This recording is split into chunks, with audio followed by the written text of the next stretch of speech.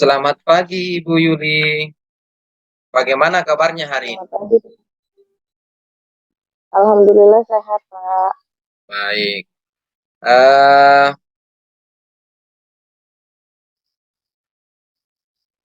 apa yang bisa saya bantu mengenai perkembangan pembelajaran di sekolah Ibu atau ada sharing-sharing kah yang bisa saya bantu untuk eh, pengembangan kompetensi dan sebagainya. Iya, Pak. Kebetulan nih saya juga mau curhat lah nih ceritanya nih, Pak ya. Tentang permasalahan di sekolah saya tentang pembelajaran. Di sekolah saya itu pembelajarannya masih masih belum berpusat pada murid, maksudnya belum efektif karena kegiatan pembelajarannya itu masih monoton seperti tidak berpihak pada murid, masih berpihak pada guru. Jadi eh, saya bahasanya bagaimana sih biar rekan-rekan sejawat itu bisa bersama-sama untuk menerapkan pembelajaran yang berpusat pada murid. Seperti itu, Pak Muslim. Baik Bu. Jadi kira-kira apa tujuan Ibu dalam hal eh, untuk mengembangkan pembelajaran yang berpihak kepada murid tersebut? Eh, Mungkin saya akan mengajak rekan-rekan sejawat yang sepemikiran seperti saya. Mungkin saya akan bersama-sama rekan sejawat yang mau sependapat mungkin mengadakan atau mengikuti pengembangan kompetensi atau pelatihan gitu Pak. Misalnya kayak di tingkat kabupaten, biasanya kami kan ada diundang, jadi saya kadang mengajak rekan-rekan yang mau mengikuti kegiatan tersebut untuk mengembangkan kompetensi mereka. Jadi memulai dari hal yang kecil Bu ya, ya seperti yang Ibu sampaikan tadi itu sudah bagus sebenarnya. Jadi eh, langkah-langkah yang Ibu anggap langkah yang strategis untuk memulai hal tersebut apa saja Bu? Ya mungkin dimulai dari Ibu sendiri dulu. Apa kira-kira? Mungkin saya melakukan diskusi atau berdiskusi bersama kepala sekolah dulu uh, untuk apa namanya langkah-langkah tersebut. Saya melakukan diskusi dengan kepala sekolah. Setelah itu barulah saya mengadakan kolaborasi kepada rekan sejawat. Saya harus permisi dulu dengan kepala sekolah untuk menyusun strategi-strategi yang mau saya lakukan agar rekan sejawat mau mengikuti kompetensi-kompetensi baik yang di tingkat kecamatan maupun di tingkat kabupaten. Jadi kita membuat Tentu itu apa ya, maksudnya yang Ibu mulai itu semuanya merupakan bentuk kesadaran dan motivasi ya untuk teman-teman yang lain itu. Jadi dalam menjalankan itu apakah Ibu menghadapi tantangan? Apa saja sih tantangan yang Ibu hadapi dalam hal menjalankan hal tersebut?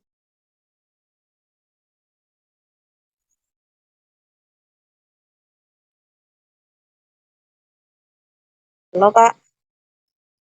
Ya, berkaitan dengan tantangannya Bu, pasti kan dalam menjalankan itu pasti tidak sedikit kan, pasti ada juga tantangan yang dihadapi, yang Ibu dapatkan. Apa saja sih tantangannya dengan penerapan yang Ibu lakukan?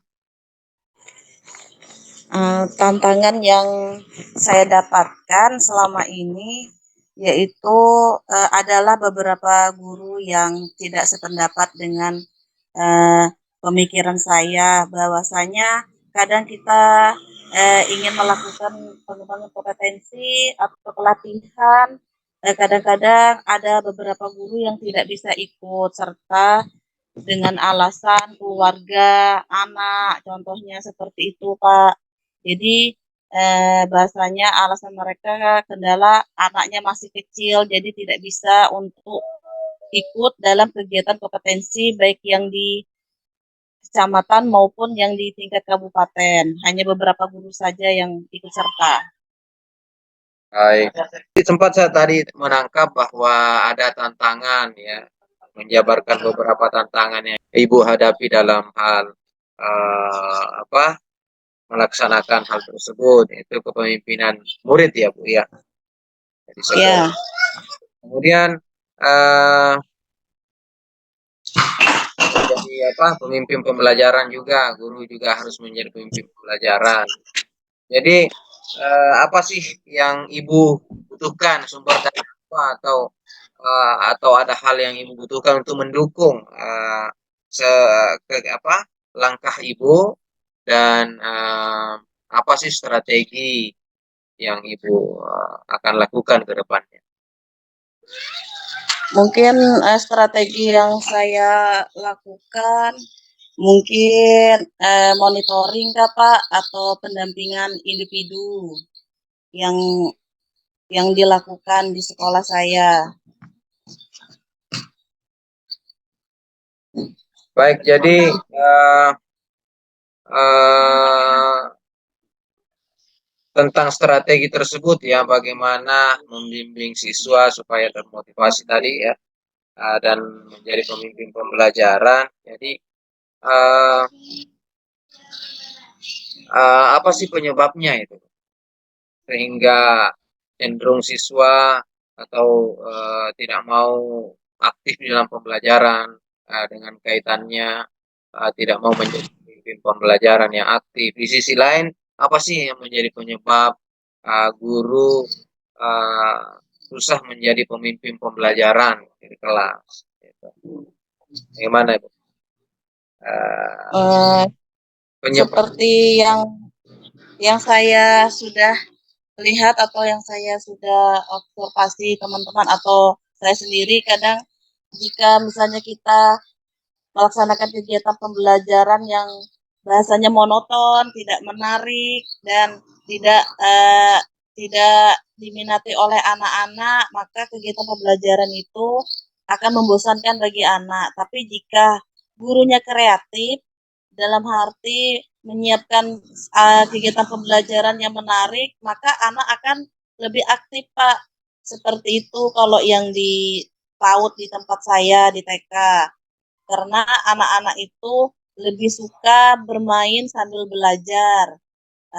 Ada bermainnya, ada belajarnya. Jadi jika guru hanya memberikan hanya monoton buku atau misalnya LK saja, tapi tidak ada kegiatan mainan yang lainnya, maka anak tersebut akan bosan.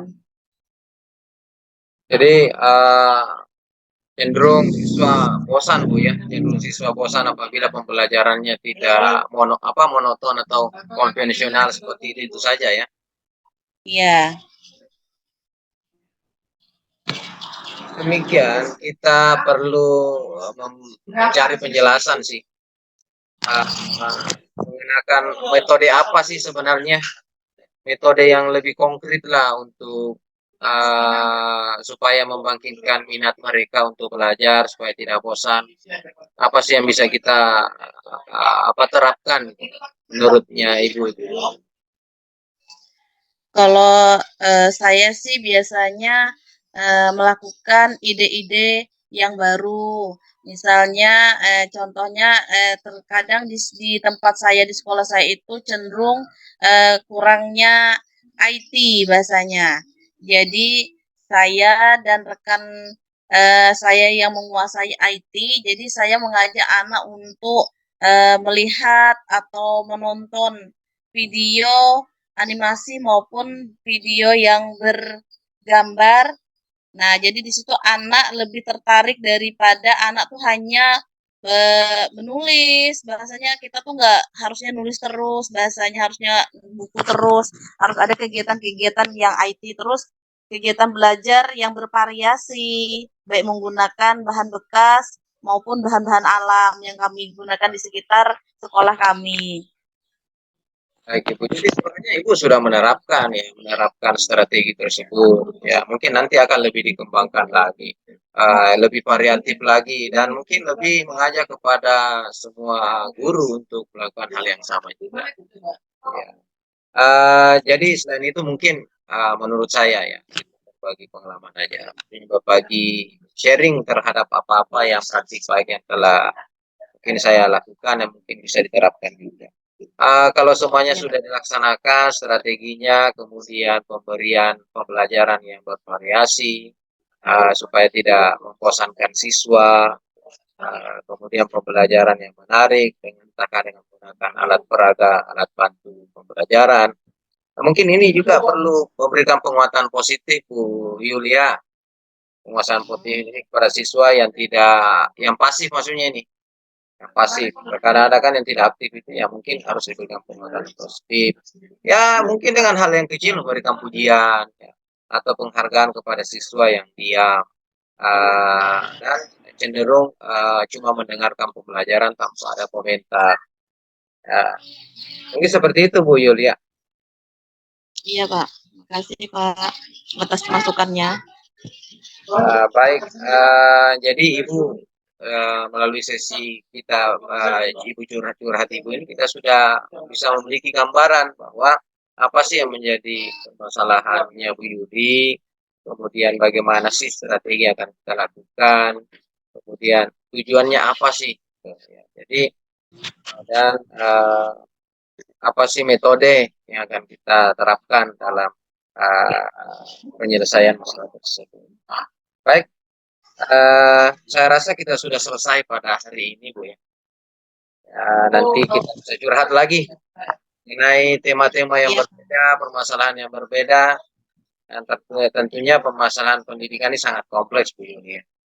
Jadi saya rasa dengan lebih banyak kita sharing, nanti kita akan lebih banyak mendapatkan nilai tambah terhadap apa yang pengalaman Ibu Yuli juga saya dapatkan, dan pengalaman saya juga bisa memberikan apa masukan kepada Ibu Yuli. Terima kasih Bu Yuli. Selamat sore. Assalamualaikum warahmatullahi wabarakatuh.